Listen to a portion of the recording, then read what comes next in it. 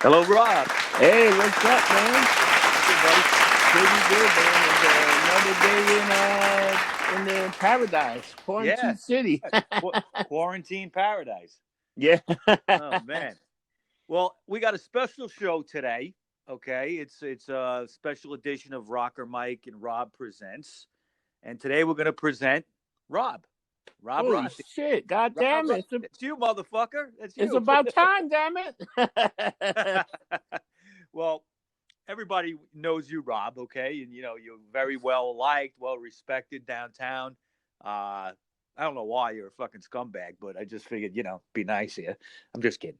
Um, we're gonna talk about a little bit what makes you tick. How's that sound? That sounds good, man. So, how we gonna do this? How you want to work this? Well, I just got about 10 questions, and we'll talk a little bit about each one. Some of them will be softball questions, and some will make you.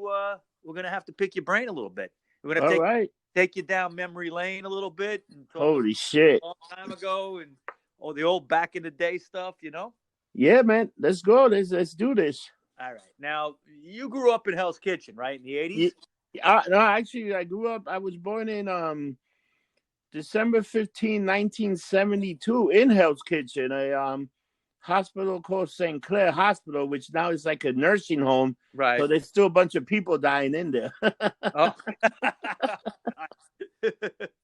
All right. So you were born in the kitchen, you grew up in the kitchen, and back in the day, I mean, for people that aren't from New York and you're listening, back in the day, that was a tough neighborhood.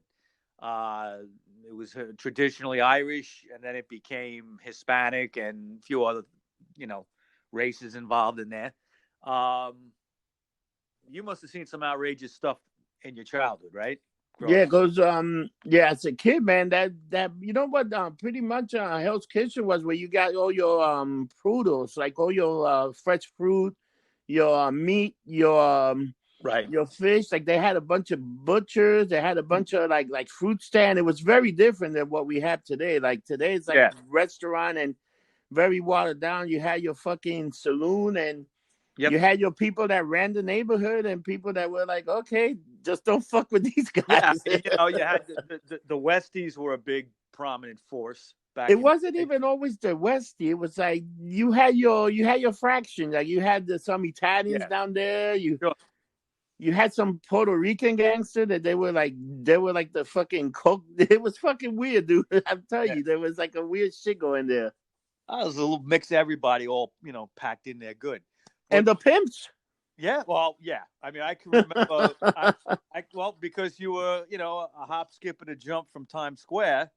So there was always a lot of, pimp and hooker activity there. And then it carried over into Hell's Kitchen on the west side. Oh But my god, I what what remember. what would be, if you could name like one or two of the most like outrageous shit you ever saw as a kid in that neighborhood? What would it be? I think I saw some fucking dude stabbed in the head and walk away. Stabbed in the head? Yeah, there was some fight and some guy came from behind and it was right in front of my fucking building. Like I was standing in front of my building, Yeah. with some other kid. I think his name was like Keefe or whatever, and we were out there hanging out. Yeah. Like we were talking shit, right? And some guy started fighting. The next thing we see, this guy took out this fucking knife and just stabbed the dude right on top of the head. Did it And penetrate?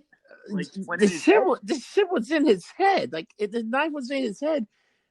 And once the dude got stabbed, he fucking beat the shit out of the dude that stabbed him and walked away. And I'm like, motherfucker, do you see that? And the guy just walked away. I don't know if the Oh guy my lived God. or died, but the guy that did it Yeah. got a royal fucking punishment because I think he might have killed the guy. Yeah. And the cops came, and again, back in the days, the cops came. Nobody knew what the hell happened. I Right. didn't see anything. Of course. Yeah. that was Not the talk. Yeah. Yeah. that was pretty much the MO. Who did it? I have no idea. I know there was some kind of brawl, and I don't even know who was fighting because I was so busy trying to save my own life. Yeah. Fuck Sure. this. Now, one movie I always think of is that took place in Hell's Kitchen a little bit was what? Sleepers, right? Do you remember that Oh movie? yeah, Sleeper. Yeah. Yeah. Now, did you know any of those people? Or... Nah, Of those people or any of them? nah. That's probably based on. There was so many story, and there was like so many weird shit with the Catholic Church and the Irish, and Yeah. you know what? There was kids even back then. There was kids getting molested by the fucking. Let me tell you, I was an altar boy, and I never got touched. I can tell you that for sure. Not only Yeah. that, I fucking got fired as an altar boy for fucking sneaking and drinking the wine and shit. How old were you? Oh man, I must have been like 11 years old, and me and my buddy Raul sneaked into the thing, dude. Let's take some of this fucking wine. And we're drinking the wine, Oh man. and there was a funeral going on, and they were like, "What the fuck? What are you guys doing? Oh shit, we were supposed to work the funeral. No, you're not." Now you went to Catholic school, right? Yeah, Okay, like you're all what first 12 years or like I went. I through went high to school? Catholic school until I got to high school. By sophomore, I was done with Catholic school. I went to public school after that.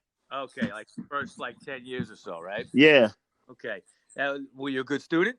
Yeah, I was all right. You know what? I did the thing to pass. I wasn't like A+, but I also wasn't a C. I did enough to pass. Like I will fake it. Right, right. Okay. Now, everybody knows you from bartending. You've been doing that for about 25 years, right? Oh yeah, What did you do before that? I done all kind of fucking crazy job. I worked at a pizzeria for 5 years, and so I Really? find out it was something more than a pizzeria. Uh-oh. What was it like? Pizzagate?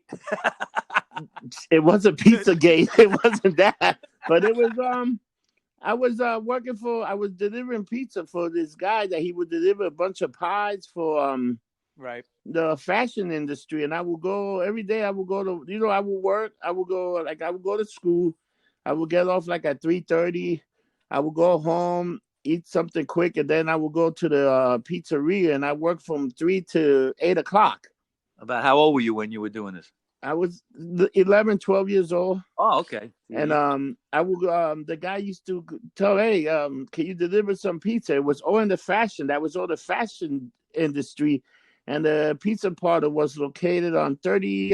Is on 953-3738. It was a great pizzeria. Really good pizza, reasonable price. Like I think back then, like $1.50, you would get 2 slices of the Coke Sure. compared to what you get today. Oh, forget it. So I remember doing deliveries in fashion. Like I went to Jordache, I went to Levi's, and I just remember delivering all these pies. And these guys, like, I was like, damn, man, how much can this be? And I was getting like these envelopes. I was getting envelopes, and then I was getting tip on top of the envelopes. Yeah. And the tips I was getting were a lot more than the money I was making per hour. I think I was making like 2 something an hour. Right. And I'm like, damn, what the fuck? So I'm just doing the thing. And I remember one day I say, what the fuck? And I opened one of the pizza. Yeah. What was it wasn't pizza. I'm sure it wasn't. It was not pizza. So I was like, fuck that. I put everything part. I just kept delivering. But it might have been like white pizza, right? Yeah, it was the special it was the sugar boogie. I got you. So so I went delivering that. I did that for like 5 years, and to the point that on Sunday I will open up the place and make pizza from 12 to 5. Wow. The guy would leave me the dough. I would just beat the dough, put the sauce, put the cheese, and pretty much that's what I did. Did little Rob Rossi flip it up in the air and make like the pizza? No, I wasn't doing that shit. I just stretched it out and put it up there. Fuck that, flipping it. The other Italian kids were doing that. You are part Italian. You probably could do it. Oh, it was fun. It was fun doing that. Yeah. What we like on Sunday, you mostly got everybody that went to church will come in, and you know what, and they will eat the slices and stuff like that. And right. Some people would take pies to home. It was it's comfort food. Yeah, sure. But at the point, I remember I was making so much money that the guy goes, "How come you're not cashing your checks?" My checks are like for $28. I'm making like $200-300 a week. Yeah. What the hell? It's too much. It's too much of an effort to go cash it. Yeah, so finally I had to put it because the guy was busting my balls. So I did that, and it was funny back then. You used to have working paper. I remember that. I really never went. I didn't get working papers until I was probably like fucking 15 years old. Yeah, You remember that? Yeah, you used to get them when you were 12, I think. But do you remember the procedure they used to do to you? A lot of questions, right? Yeah, they would grab your balls and squeeze and say cough. Yeah. Oh yeah. Yeah. Yeah. It was a physical too. You had to get a physical. Yeah. Do they What even the do fuck that was anymore? that about? Do they even do that to kids anymore? Like a working papers? I don't even know. Dude, I don't think they do it the way they did it to us. I don't even think kids work anymore at that age. Yeah, no, I don't. But I remember you had to get your working paper, and it was like a big deal. Even you remember driver's ed? Oh yeah. I fucking had. I got my license very young, and I got into a fucking car accident that destroyed like 6, 7 cars. That's the last time I ever drove again. Oh, how old were you when that happened? I was like 17 years old. Got my license. Yeah. And I remember we went to some party. We got fucked up, and I drove everybody home. Yeah. And then finally, I'm like on my block. I'm parking the car. I said, "Man, I can't believe I made it." And What happened? parking the car, I passed out. Oh. When I woke up, it's like 3 cops. Like, dude, how you doing? Hey, I'm all right, officer. I'm thinking everything's okay. Then I looked at the damage. Like 7 cars were fucking destroyed. I bumped into every single fucking car. Would you like pass out in reverse and like hit cars on the way down? Yeah, it must have been. I just passed out. Oh, I think just the comfort of just being home, I think. Yeah. That's what they mostly say. If an accident's going to happen, it's going to happen. Close to home. And pretty much I must have been like, oh my God, I can't believe I just made it. And boom, man. And I had to go to fucking AA as I'm fucking 17 to put me AA. They wanted to arrest my ass. Oh, it was brutal. Well, they could have took your license away to you at 21 or something too at that point. Oh, I just gave it up. I ain't driving again. The driving for me is not an option. I get too fucked up. Yeah, if you're gonna do that, you definitely shouldn't be driving. You know, so that's pretty much as a kid. That's what pretty much I would get fucked up, man. Even young, I remember getting 40s and standing by a payphone. It's crazy, man. Yeah, I mean, back when I was like 17, 18, we used to just like get 40s and get fucked up like in Washington Square Park and stuff like that, and you know wherever we could like hang out, you know, and not get hassled because the cops didn't give a shit back then, you know. Oh yeah, let me tell you, they did not give 2 shits about anything, man. Let me tell you, you'd be like 14 years old walking about with a bottle of Cisco or nitrate. You want to talk about hangovers? Mad Dog 2020 grape. That's brutal. Yeah. Oh my God. Oh, it was awful. That Night Train, Thunderbird, I drank all that shit, man. Thunderbird, oh my God. You know what? You're telling me that, and I feel like puking right now. It just brings back so many bad memories. One other thing I used to drink a lot because I used to get 2 bottles for $3 was Boone's Farm wine. Oh my God. Okay. Strawberry Hill. Wow. 2 bottles with, and they, you know, the motherfuckers, you can still get that in the liquor store. Oh yeah? And I have not drank it in like, geez, probably close to 30 years. It's just nasty. Dude, do you remember Cisco? Yes. Dude, that shit was bum juice. Oh yeah, absolutely. It was cheap, you know. And but you get a headache off that, man. The worst thing was in the morning. Forget it. Oh my God, yeah, dude. What was in it? That you would drink a little bit, it would totally fucking fuck you up. I remember drinking that one time and getting so dizzy. It wasn't even drunk. It was just like, you know, just totally out of it. And then in the morning, it felt like a marching band was in my brain. Yeah, I did the Cisco thing a couple of times. Oh my God, there was also, remember when they had Beastie Boy came out with Brass Monkey? There was the drink Brass Monkey. Yeah. That's that was crap too. You would drink that shit. Holy mother of God! I don't know if I ever tried it. I remember people having it. I don't know if I. Oh, it was crap, man. It was fucking crap. Had to be. Now, you would. I remember you mentioned one time we were talking. You had a job at Webster Hall. Oh yeah, I actually what happened was when it was the Ritz and it switched over, I was the only person they kept. I was a busboy there. Yeah, because they got rid of everybody when it switched to Webster. Yeah, but I was working like when that happened, like they switched it over. I just got the job, and when the new management came, they talked to me. So, we're gonna clean it up, and you want to come back? You reapply for the job. So when I came, I reapplied for the job. I didn't even get an interview. The guy just said, "Oh, can you come work this day and that day?" And I got my buddy Chris, and you know we started being busboys in Webster Hall, but we were busboys the Ritz in the finals days, Yeah. before they closed. It became Webster Hall. So we did a few concerts there. Then we got the thing for to go to Webster Hall, and I brought the guy that I used to work with, and me and him used to, man, like there were like 4 or 5 bars there. We had to go up and down the stairs, and I just remember, man, it was crazy times to the point Sure. that, dude, let me tell you, we were making so much money in tips. Like I think our check was like 150 a week, but we were making like 400 or 500 a night. That And this was is like in the fucking 90, like 96, 97, yeah. 98, 99. Yep. Crazy. Yep. It's a lot of money then. Damn. And I was living at that time. Once I got the job in Webster Hall, I went to fucking we got an apartment like not that far. Like I live like on 9th Street. I live like on 7th Street. We got the apartment in 7th Street, and we stayed there. The Right. rent was like $225. Is that when you left Hell's Kitchen around that time and came Yeah, downtown? because I was living because I pretty much I was living with at that time I was living with this dude. I left the house when I was already like 16, 17. I was already living with a girl back then. Wow. And the girl used to pretty much, like I told somebody, I didn't start really paying rent until I was 28 years old. I was living with women, from woman to woman.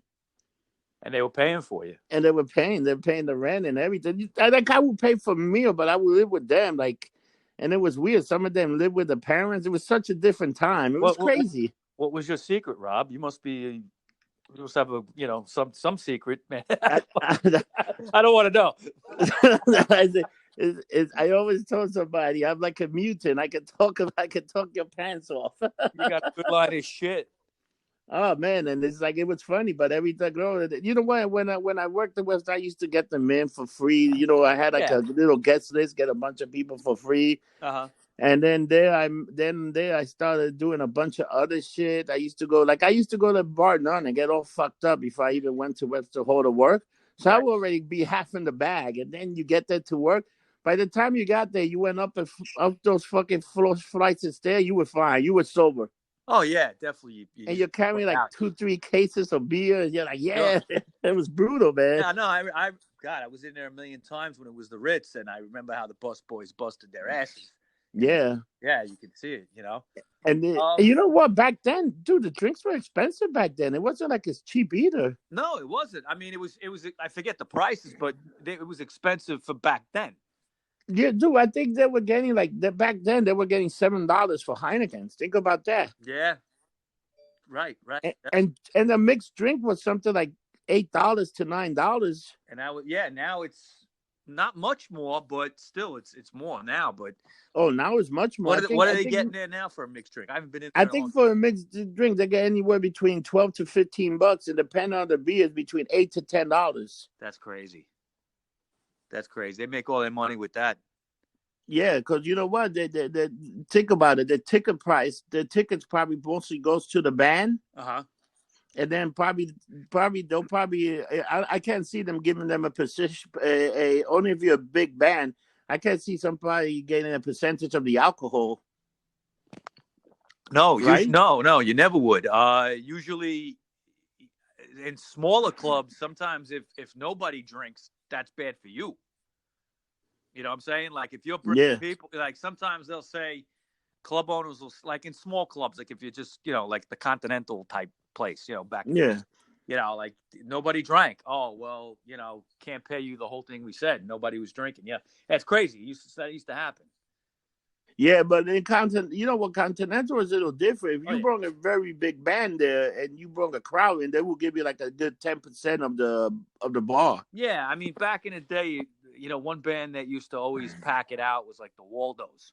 Okay. Yeah. And on a Friday or a Saturday night, it was always packed, and those guys made money. That's why they were kind of like regulars there. But even with Joey Ramone used to go there, have his weird little like percents or whatever. Yeah. Dude, you will go there, and you know what? It wasn't like it was expensive. The beers there were like $4 or $5. I remember going there. And I never thought it was expensive. I would get when I would go to Continental, I would pay whatever. Sometimes the cover price was $3. Sometimes the cover price was $5. Yeah. And you saw a good show and you drank a few beers. You can't go to those shows and not have a drink. It's like crazy. Let me ask you, what, in that time, say, early 90s, mid 90s, where did you frequent? What bars downtown did you frequent? Like around that time, I went a lot to. There was a place called the Looking Glass. I used to go to a lot. Mm-hmm. I used to go a lot to Bar None was another one. Right. There was another. Did you ever go there when it was Space at Chase or just Bar None? I went when it was Chase. I probably went there or even passed by there because they used to have bands, but it was always chaotic there. It was always like a weird. It was always like packed. It was always like chaos to get in there. Yeah, I remember. And sometimes when they had a good band, the place you couldn't even get in there. It was sold out. Yeah. The other place used to go a few times to like downtown Baru. Went to the original. The original one. Yep. Went to the original like International. There were places like that. What about the old Homestead? Yep. The Village Idiot was more on the west side, but I went to the original Village Idiot, which was at 10th Street also, and that was good too because there was a time that downtown Baruch and the Village Idiot were right next to each other. I remember that. I was and living around it. You went from one bar to another bar, and you would get fucked up, man. Every time I went to downtown Beirut's, okay, it was like something would happen and we'd end up in the Village Idiot. Something like, because we'd be like, fuck it, it's crazy in here in Beirut, so let's go to the other place. You know what was the problem with downtown Beirut? So on one side of the bar you had all the cops, on the other side you had all the crooks that they arrested with liquor. Sometimes they would just get into fight. It was insane, man. Oh yeah. Another thing, a lot of people don't know this. Fucking before Coyote Ugly was Coyote Ugly, that place was a gay bar. I don't remember. I'm not sure. Yeah, really? Dude, that place was a gay bar that went out of business. And next to Coyote Ugly, there used to be the Slider Burger place. They used to make little Slider burgers. It was fucking great. You would go there and just get a bunch of fucking burgers. It was like White Castles, like little. It was fantastic.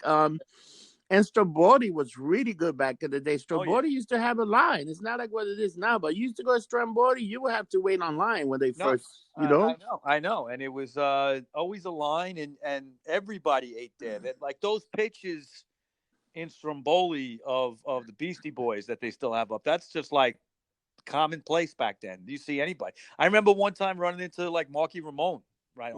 One time. I mean, these guys, that was the institution, man. People will go there. You know what? They had the best pizza. It was almost like, Mike, you remember Ray's Pizza on 11th Street and 6th Avenue? Yeah.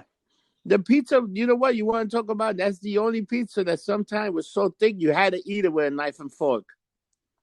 Yeah, I remember it being like particularly thick. Yeah. Dude, if you asked for extra cheese, you were a fucking retard because the shit was bigger than your mouth. I know. You couldn't bite into it. I do remember that. Wow. Yeah. Let me ask you, Rob, that is the big question. How did you get into bartending? So I was a bar back in the beginning. I was helping out at Rudy's Bar. Oh, okay, at Rudy's. Yeah, so what happened was somebody got sick one day, and they told me come and bartend, and I got up there and I bartend for the day. The guy that mostly bartend there was like ringing in $200-300. I go in there and I ring $1,000 back to back, and the owner told the guy, "You're fired. This guy's hired."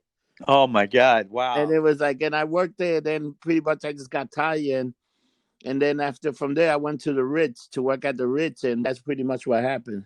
You bartended at the Ritz? No, I was a bar back at the Ritz. Oh, bar back. You were bar back. Yeah.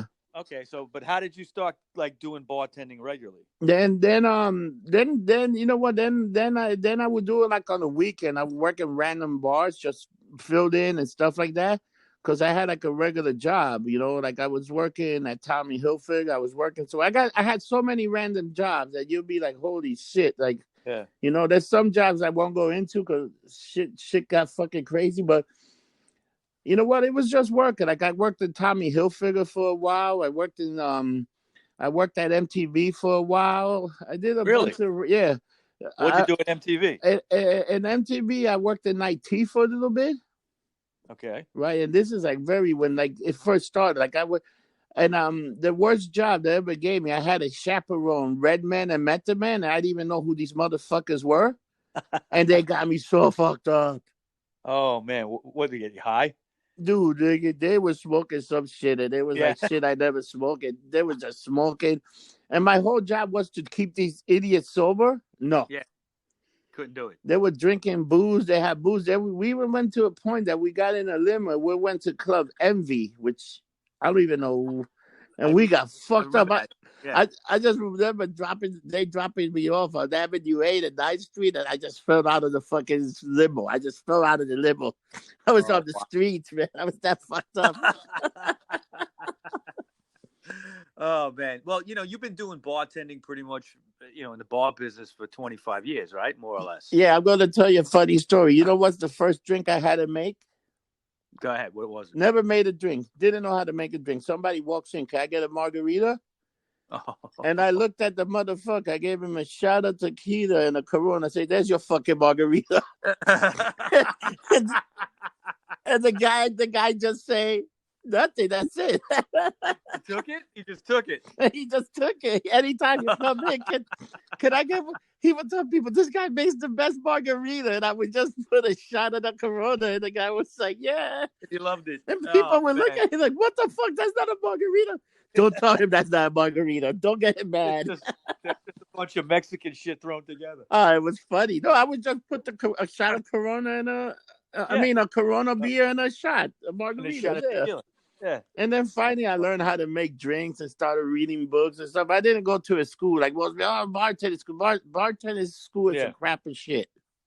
It is. It's bullshit. You got to learn on the job. You know what's funny, Mike? And I'm going to give you a little example. You remember back like around 2000 before the crash. Remember how many lounges used to be around? Yeah. Like they were all expensive lounge. Yeah, I remember. Yeah. And then the crash of 2008 came. What happened to all those lounge? They were gone. What happened to dive bars?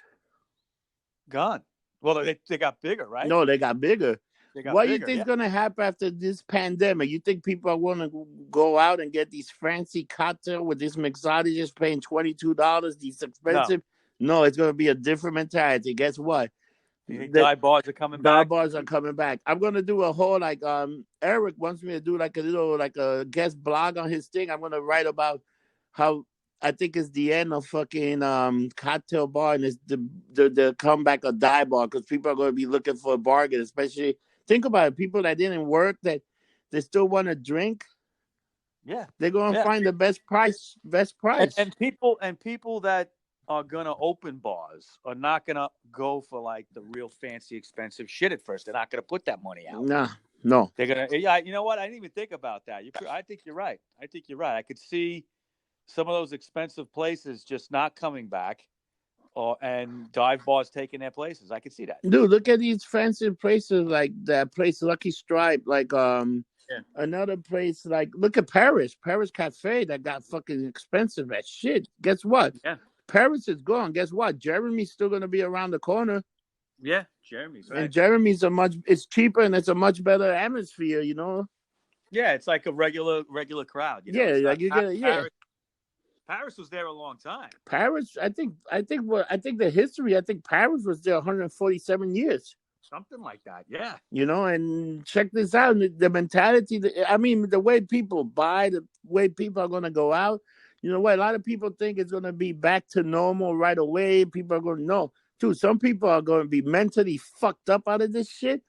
Oh yeah, and they already are. And dude. I love the way that the Russians, three people in the medical field jumped out the window. I didn't hear about that.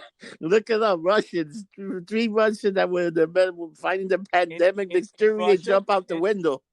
In Russia. Yeah. Wow. I'm gonna look that up later. Think about when 3 people jumped out of the same window, they're getting helped. Wow. Now, since you've been doing bartending for so long. Okay, now you must have, come across all different kinds of people. Yeah. I know Okay, just in one day on a shift with you when I'm hanging out, it's 50 different kinds of people. Oh yeah. But what's the thing that you know you love the most right now about bartending, and what's the thing you hate the most about it? I'm gonna tell you one quick story that I right now before. So I don't know if I used to work in a place called Cheap Shots in the East Village. Yes. Right. It was it's what it's known now as Big Lee Saloon, but I worked at Yeah. Cheap Shots, right? Right. And I never forget that there was this customer had this regular called Chris Lynch. Okay. Chris Lynch used to bring his kid Frankie all the time into the bar. And I used to tell him, dude, you gotta get your kid out of here. You can't have your kid here and drink. And he would drink like 6, 7 Jameson. Uh, One day, some dude runs in with a gun, say, "This is a holdup." yeah. I pulled the gun out of the guy's hand, took it apart, and put it on the fucking bar. And Wow. Chris fucking peed in his pants. Right. Just like Pee in his standing there fucking watching it. pants. The fucking guy that I took the gun and took it Was the apart. kid there too? His kid was there. The kid was in the Oh back. my Didn't even God. know what happened. Wow. And I took the gun off the guys, and the guy just looked at me. Oh shit! Yeah. And here's the gun back. Learn how to use it, you ass. So next time, make sure you got bullets. And the guy was like, "Holy shit!" I mean, were you like behind the I bar was in your behind big the bar, troller? yeah. And the guy I said, "What the fuck?" I just grabbed it. The Yeah. guy was so Well, shocked. nobody expects that. The guy Nobody was so expects that. shocked. Yeah, he was so shocked. He was like, "Holy shit!" Yeah. He had no bullets in it. He had no bullets. Yeah. I Well, didn't know that at somewhat. the time, but No, fuck it. you wouldn't know that. Yeah. Wow. Just grabbed it because I saw the way he was holding it. I'm like, fuck this, boom. Fuck you. This was in the middle of the day. It was like probably 4. It was like probably like 4 p.m. Wow. just Damn. before happy hour. Yeah. Yeah. Well, he wasn't too bright Nah, that robbing guy the was. bar at that time, too. That guy must have been like a junkie or some kid that was a Yeah. little Needed a desperate few or bucks. whatever the hell the situation. But he was very Yeah. stupid. He's like But he didn't get beat up. yeah. Wow. Well, what do you love the most about bartending, though? You know what? Like about I always like when like um like when people from other state come. Like people for like let's say like visitor from Atlanta or visitor from New Orleans or visitor people from Yeah. they come to New York and they come into the bar to looking around the bar look at skeptic like especially to that shit Yeah. look skeptic and shit like Yeah. there's some shit going on here and It's like sketchy. then or when some people from Europe come in and the Yep. first thing I call somebody a motherfucker and look in the face like oh my god this is an old school bar. It's an old school bar. Once they hear And me I've seen curse you do that somebody too. out, Yep. Yep. I've seen you do stuff like that. just That's funny. motherfucker, blah blah Yep. blah. And they love it. The tourists love that shit. Well, what's the biggest thing that you hate, I, or the big pain in the ass? What I is it? hate this new way cheap fucking asshole customer. Yeah, like the no tipping They're no motherfucker, tip right? and no action, and they want you to give them the world, and they're like, oh no no no no no.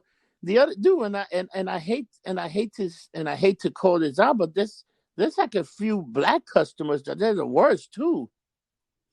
Well, that's a stereotype you hear about a lot. Yeah.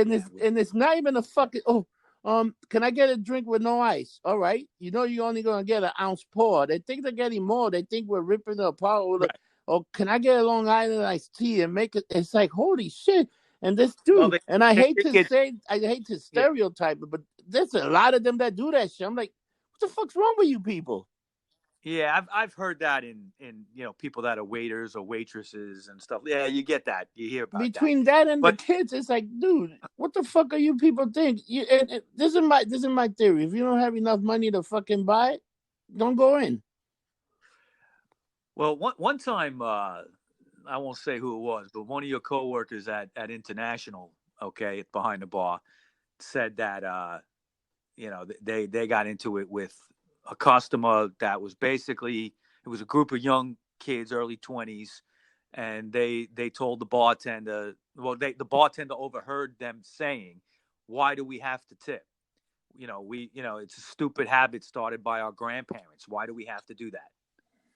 Okay. And if you're bartending and you hear that, what are you going to say? You can't 86 them, but I mean, I ain't waiting on them very quickly. Right. Definitely. Yeah, you would take your time, but some of these kids, they have no common sense. You know what? You want to get good service, you want to get that, and then they don't realize because you know what? The other thing that the problem is, a lot of Mm-hmm. places think we're making like $15 an hour. If you're a small bar, you're only making like $8 an hour, or whatever, you know. So Right. people Right. count on the tips. Yeah. I mean, you're not making money hourly, very And, little. Everything is on the and tip. then think about the money that comes out of your taxes after you get the tips. And especially a lot of these kids don't have cash, so you're getting your tips on the credit card. Guess, There's a record of guess everything. what? Now you're paying taxes on that tip. Right. Because there's a record Yeah, of it. there's a record of it. That's the other thing, you know. Do you want Mario? No, you gotta. The fucking bar's not gonna take all the money. They're gonna figure out a way to, they gotta make their money. Yeah. Yeah. That's true. It's true. It's got to be a pain in the ass. But now, the next question I kind of had is kind of, you touched on it just now, but like the biggest difference between bartending when you started and bartending now, is it just the kids, the way they don't tip and don't know how to act, or is there other You know stuff? what it is? Back in the days, bartending was very lucrative. Like, you know what? You would bartend, like, let me tell you, between 98 to 2008, dude, on a good shift, you can make close to a fucking $1,000 Yeah, in sure. tip. And these guys do. These guys, And a lot of cash. A lot of cash in a those lot of days. cash, and no, but you had guys that worked in like Wall Street or stuff like that. Those guys would come out. Guess what? They go in there. Let me get a few scotch. They didn't care how much Oh, it yeah. cost, and you know what? Getting top shelf Yeah, stuff. top shelf. You will ring. You Let me tell you, on a fucking good shift, on a day shift, you ring $2,000 to $3,000. You know what? And that was the average, and that was just one bartender. Imagine you had a bar with 4 or 5 bartenders. You know what? And most bars could pay the rent in a week. Now it's not the same, man. Like, you know what? You still Yeah. get big days like that, but you don't get, not every day's like that. Like, you have like a Monday might be like a two, three, four, $500 day now. It's not like it used to Sure. be. Like, Sure. let me tell you, you went Sure. there on a Monday, everybody was happy to be back. Got all the guys to go. They didn't want to go see their wives, and you know what? They would sit there and they'll spend a bunch of money. It was a totally different from now on. Like I went from making like $1,000, like fucking, like, make, like, let's say on a good week I would make close to almost $4,000, Damn. In one and week. now it's down that you make close to $1,000 is a good week. Well, I mean, that's good too, but not No, as what, good. dude? That's It was a for sure. totally different industry, and these guys were Yeah. tipping. Not only that, I always have the luxury when I bartend. The first thing I do, I would get the hottest girl to work with me. Sure, that's always the way. And we Yeah. would share the tips, so we were making a ton of money. Yeah, I you would tell her, I'll make that the drinks. You just talk to them. You just keep them here because yeah, these guys are going to talk to you. exactly. Right. It's You all a know, game. but the Sure. mentality Sure. now is different, man. Now, if you want a bartender, you at least got to have one gay bartender, one hot Yeah. girl, and then a guy that down the middle that's like, fuck both of these. It's true. I mean, you gotta I guess cater to everybody because there's so many different There's kinds so of many people. kind of people, man. It's fucking, dude. It's weird, man. The industry is so Yeah. weird. Like, it's a totally different industry. And now also look how fucking crazy the thing is. You got all these seltzer now. Like, remember there was that vodka craze where they had Pinnacle had like Yeah. 150 different kind of Fla- vodkas. fla- Flavor different. Now it's what the like the Now White it's Claw like the stuff. White Claw. Everybody got a seltzer. Yeah. Corona got a seltzer. Bud Light got a Yeah. seltzer. You got White Claw. You got hot seltzer. You got, oh my God. It's like, what the fuck, man? Yeah. Well, Bar None is like that. They got tons of different vodkas in there, Yeah, right? but we're getting rid of it. Yeah. Like the first, that's one. If it does it sell anymore, or they just been It's keeping it? not as it sell, but we've been selling it. Like, you know what? We're selling it at like $3 a shot. I just gotta get rid of it. If they get rid of it. You know, Yeah. there's one or two of those that are actually pretty good. Like the one Mm-hmm. with the jalapeno vodka is pretty good, and the Yeah, habanero I've had that's it. good for like a Bloody Yeah. Mary. You make a Bloody Mary out of that, it's like, holy With that. shit, yeah. Yeah. Whole different thing. Yeah. I've never had a Bloody Mary, but I've had taste of that stuff. It's Yeah. pretty good.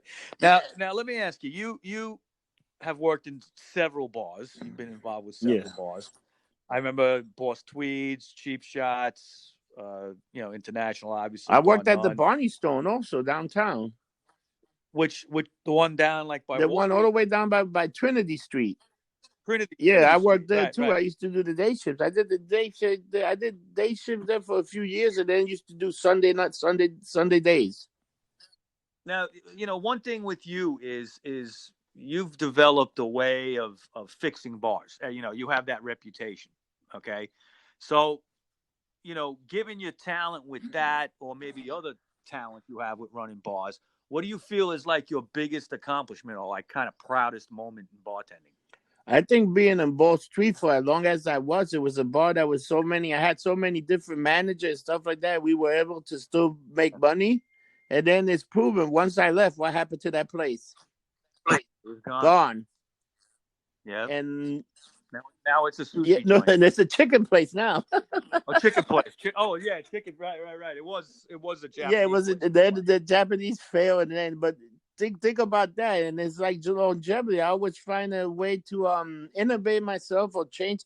Like you know what? It's the bar business. Everybody got a bar. Yeah. You know what? The way the bar business works. Let's say you got like, I could go to 7B. I could go to Doc Holiday. I could go to this bar. That bar B is $3. That bar B is $4. Whatever. But at the end of the day, people come where they feel comfortable. People come where they know they're going to see other people there, and people come. They That they don't care know. spending the extra dollars as long as they know they're going to have a good time. They're going to have fun. They go there and they'll do it. My thing is my kind of litmus test for bars, and I hang out in a lot of the same places you do, is I look for cool Yeah, bartenders. I don't really, if they're good looking or whatever, it doesn't matter to me that much. But like, you know, good music, a good yeah, jukebox. Okay. And if you don't have a jukebox, just be playing good music. Like the Hard Swallow, they usually have like a few good mixes going yeah, on in there. But like, and even at iBar, if the jukebox is off or for a while when it was broken for a while, Molly always has good yeah. stuff going The on. same thing like 7B But got a great jukebox. 7B always did, and if you like country music, Docs, yeah, Docs, Docs got a uh, great jukebox. you know, that's to me. And then you want to have that good social, you know, interaction, and like Docs is good for that. iBar is good for that. That kind of like just everybody getting along, or not always getting along, but Yeah, always, at least we all like can talk. It's not everybody. Some bars you go into, everybody's just sitting there on their yeah. phones. I won't stay in a bar like that. But I don't. the guys that come see me, they're a special kind of crew because we go in there, we talk some Oh yeah. shit.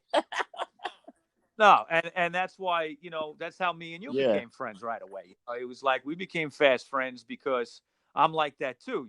We all just like to talk a lot of shit and get everybody pissed off and but whatever. it's always funny. People ask me, "How do you meet Mike?" He came to do a job. Yeah, yeah. I'll tell that quick. One day I just I work for Verizon. I'm a repairman, and one day I just got a job at it was Coal Yard. It wasn't Yeah, International then. The International was still down the street, but it was Coal Yard, and I came in and you said you were having a problem with a line, and and I went in the backyard. I did what I had to do, and then you had that little problem with the stuff yeah, inside. And me and you just started talking. I stuck around, and I started yeah, coming in there. I had been in there before. I don't remember yeah, you. I can't remember who it was, but I'd been in there a few times before, but I was not a regular. And I remember you from Boss yeah. Tweets too, because I used to go there a little bit, but not always when Yeah, I you were was in there. Ball Street for a long time. Even Black Anthony Were was. you were you back in like 2003, 2004? You were That's there? probably when I came in. Yeah, because I remember always going in there to play air hockey. That was like Yeah, my thing that's for a the while. first thing I brought in was the air hockey. Yeah, and I do remember you from back then a couple of times, but we didn't Yeah, really but all talk. those guys like DJ Jose, all those guys like Yeah, Nick, John Kelly, all those guys are from Ball Street. And yeah, yeah, it's yeah. fun. So I met you and I said, "Hey, you want a Guinness?" I said, "I can't give you any, but I could give you a few Guinnesses." Yeah, no, yeah, and I got a nice buzz, and I went home, and I was telling my wife, I was like, hey, I think I got a new place I'm gonna hang out, Yeah. All right. So I got just a couple more questions, and these next two are just going to be softball little questions. What's your favorite band of all time, Rob? Because we do the music show, the rock show. What's your I favorite gotta band? tell you, man. To me, one of my favorite band of all time, and this is gonna sound very corny, Okay. right? And I hate to admit this, and you're Go gonna ahead. shit on me for this. You're gonna shit on me for this. It's bad. Okay. It's bad.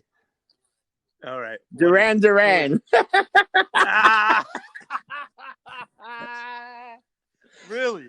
I Are you kidding me? I love that hungry like a wolf. Like No, no. I listen. When they were big in the '80s, my little sister was a Duranie. Okay, little Duranie. They used to call them Duranis, and I used to make fun of her all the time. But as years went on, just you listen to some of their songs, and they're like good pop songs. I don't mind hearing like "Hungry Like the Wolf" or "Rio" or something yeah. like that. You know what I mean? Girls on Film. But really, so your favorite band of all time is Duran Dude, Duran? there's something about that band, and you would go to the concert, and the girls flashing, and the shit that would go on. It was like, holy shit, I mean, I can understand why you never told you me that. know. But it was like, but they have But real now hungry we like have a to. wolf. Let me tell you, I love that shit. It's like poppy, Now, now, corny. now we're gonna have to do a rock show, and you're gonna have to do the whole Yeah. show. One of the guys, John Taylor, was one of the guys. And Yeah, I remember. he did a show in Webster Hall. And I said, damn man, I remember I saw you, blah blah blah. And he go, hey kid, do you have any cocaine? Yes, I do.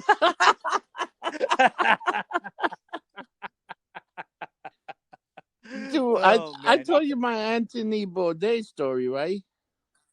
Uh, yes. Do you I'll want to tell tell you. it So again? years ago I was in it was Bellevue, and I'm hanging out The bar. The the bar. I bar used to go there. Bellevue. Jesse Yeah, Malin's and place. then that thing turned into a weird place called Why Not, and then it turned into Blue Ruin. But when it was Why Not, I'm in there one day, and I'm fucking go to the bathroom. I hear somebody doing some bro, and I go, "Holy shit, yeah, Anthony Bourdain, yeah, kid, what about it? What you doing? I got some blow. Would you like some? Yeah, why not?" So we did a fucking bunch of cocaine, and we bought each other beers. Years later, I see the guy in in Yeah. in courtyard, right? And Yeah. I, Yeah. I I saw him go to the bathroom. I get up. I say, Anthony, let me return the favor. And we did a fucking bunch of bro, and then we winded up in that underground sake bar, Decimal, Yeah. and Yeah. we drank a bunch of shit, and we got fucked up, and we had a fucking great time, man. He was a Dude, that crazy guy was dude, a man. party animal, man. Yeah, he was. He was. He only calmed down like in the later Yeah, years. later on he Like, was pretty much relaxed. He wasn't doing that much shit. Like probably what he was doing. No, he still would get high, but not not out out of of hand. hand. But back, that guy was crazy, man. And I hanged out with him twice, and it was great. You Cool. know? Cool. Now I asked you your favorite band. You said Yeah, Duran Duran. What's your favorite movie of all time? man. I still gotta go. I love Goodfellas. Between Yeah, Godfather and I agree. Goodfellas, I always say Goodfellas. I I love agree. that I movie. You know definitely agree. that it's just the whole thing with Henry Hill and Yep. the way that guy played that character, Ray Liotta. He was fucking great. He Ray was great. Liotta.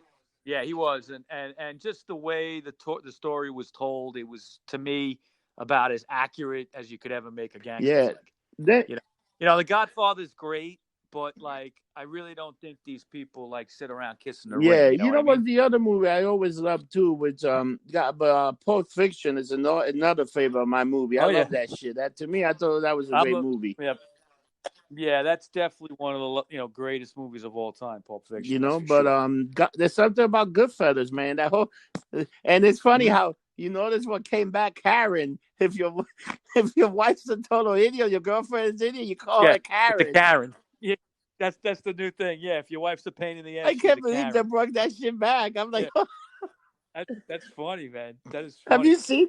Okay, so I got a final Yeah, question. Okay, and you might have to think about this one a little bit, Mr. Rossi. Where do you see yourself in 10 years? hopefully, being the podcast mogul with the Lumped Up group, doing Yeah, everything yeah, entertainment from the YouTube channel, putting TV shows, running bands, music, whatever we can do, right. touch on everything. That's ultimately what I would like to take the whole podcast and the whole um lumped up getting lumped up entertainment. We want to be a total network. Hopefully somehow we'll build some relationship, some getting some commercial, Yep. get some money, maybe even move from Anchor, move to a different platform, get a little bit more recognition and get more people. Anything you start, you got to start from the bottom. And I think a lot of people forget that you got to put the work in it before you can actually start seeing something. It could take a few years, like a band. It takes Yeah, years before you yeah, actually earn the rewards. yeah. I mean, the way I look at it is I've got just a couple more years left in the phone company, and I want something to do Yeah. after. And you've been talking about bartending and how you've been doing it for so long. You want Yeah. to do something else, and me and you are great together. You and John are great together, and we got we might have a few more personalities coming Yeah, in soon, definitely. right? We definitely, there's And always room. Like if anybody has any show idea or something, I'm not, you know what, the more stuff you can put on, that you can put like 6, 7 shows a week. You know what? People, you always got something new. Why don't you listen to the podcast? They got something different every day. right, and then you never know. The more out there, the more people see it, and it could just be the right person.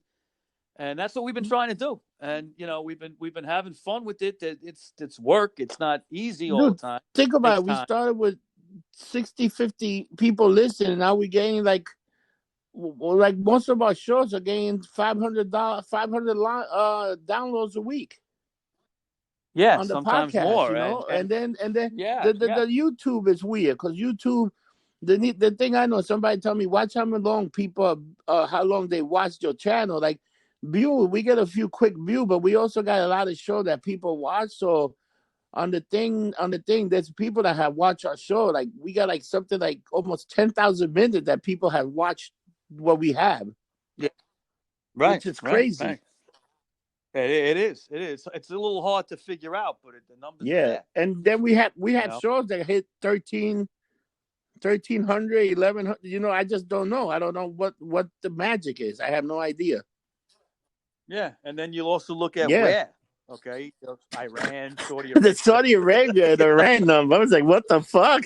Yeah, yeah, those yeah. those those what's it called? Those infantile. We gotta get them lumped up. Infidels, Infidel. infidels. They, they Yeah. probably got picture of us with big giant rewards.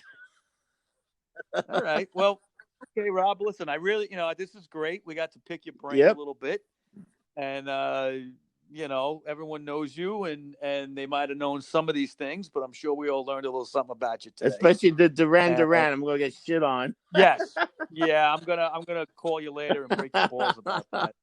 Between the Duran Duran. let me Nah, say it's cool. between It's Duran cool. Duran and I was into that gender, Duran Duran, David Bowie. You know what? Well, that's different. That's different. As long as you didn't say Oh no, aha. Aha was shit. But nah, you know what? To me, like Duran Duran, David Bowie, even Iggy Pop, those were all guys that I Oh that yeah, I would listen to because I thought they were great sure, bands. But definitely. the funny thing is, the first album I ever got, the first two albums I ever bought with my own money was Michael Jackson, Off the Wall, and Man at Work, Cargo. Man at Work Cargo. Yeah, Two big hits and right I there. would, and then Duran Duran. I was like, I even had the Prince. My dad even let me buy the Purple Rain album. I had the Purple Rain album where it first came out. With Yeah, that that's beautiful cool. cover and him on the bike, and then you will open up On the and bike. you see Apollonia. It Yep. was like, holy shit, yeah, this is not for kids. Yeah. No, it wasn't. She was Yep, a hottie. Yeah. So, all right, Rob. So, thanks for doing this, and we learned a lot about you. And it's an honor to be working with you all the time. yep. And I guess we'll be back soon with another rock show coming up. I forget where I we're up think to. It'll be like we're on hey, 72, and we'll be doing Cheap Trick. So You know Yeah. what? I was listening to. I was surprised. Some of the songs, you know what? I forgot that went like the little hardcore metal there for a little bit. Yeah, I mean they've changed their sound a little bit Yeah, over the years. You know, they've always had the ballads, but then they got the hard rocking ones too. The early yeah. stuff's So great. that should be a good show because we're gonna have a lot of Yeah, information on it. yeah, I'm going to be writing that show up real soon, and we'll probably do that on Sunday. But we're talking the future. By the time you put this up, you know, that'll be. You're not going to hold on to this show, right? We're going to put it up This might soon. go up either tomorrow or it might go either tonight or tomorrow. Yeah, so we're already into what was the last week in May? What's the next rock show that's going up on Sunday? Good question. All things must I think it's pass. George Harrison. All things must pass. I think so too. I think so too. That Yeah, was a that good one's one. good. So that's coming up this weekend, and we're Okay. probably gonna do about conspiracy from that Out of the Shadows. Yeah. Right. Yeah, we got to talk about that I maybe like one that more you day. broke the pizza. Oh, yeah. Had to talk about that. So where can we find you, Rob? Instagram, Facebook, on Twitter, anything lumped up. My email is Robert Rossi at gettinglumpedup.com. And that's where you can send me all your question and information. And also, what you call it, subscribe to the YouTube channel. We're Getting Lumped Up. We got some great videos and Yep. pictures and a lot of interesting stuff going on the YouTube channel. And you can find me. I'm on Facebook under my name, Michael Baker, or you could find me on Instagram, RockerMike212, and on Twitter, RockerMike3. Okay, Rob. So it's good talking to you. You too, And what do brother. we say at the end of every show? Don't get drunk. Don't Nope. get lumped Have a up. good one.